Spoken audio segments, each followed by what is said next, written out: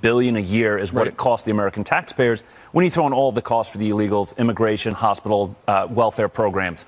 I've seen estimates up to $134 billion as well. And so it's time for us to actually take a hard look. What are we actually doing about this? And Steve, we've gotten to this point because of an unholy alliance between Democrats and Republicans. Democrats for political gain, Republicans for business gain.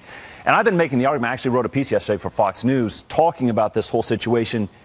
People are talking about we have to keep accepting these immigrants coming to our southern border for humanity's sake, for moral reasons. Well, what about the humanity's sake of the American taxpayer? What about the humanity's sake of my children and my children's children? Because when we think about the economic future of what we're looking at, it gets pretty grim. And the question that people aren't asking, and I think they need to start asking, is if we continue to bring in a lot of low-skilled and unskilled laborers, a lot of whom are coming illegally, what happens when mass automation hits and all of those unskilled or low-skilled laborers get thrown out of work? You're either going to have violence and rioting in the streets, or we're going to have to put them on our social welfare systems, which are already failing. And the only way those get funded is that we get to pay even greater taxes, life-crushing, draconian taxes, to fund those social welfare programs. Well, the big question is going forward. And when you were talking about Democrats and Republicans, I agree with you, because this is a political problem. If you don't like that number, change the law. I think part of the problem is I don't think a lot of the American people have focused on the numbers. They haven't really looked and seen the staggering cost that this costs us every year. And people are saying, well, the wall will cost us anywhere from 23 to 25 billion. And I'm saying,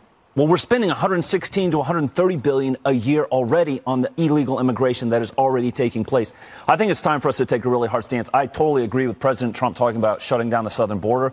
I would also argue he should shut down government, because then we can have a conversation about what size government do we really want.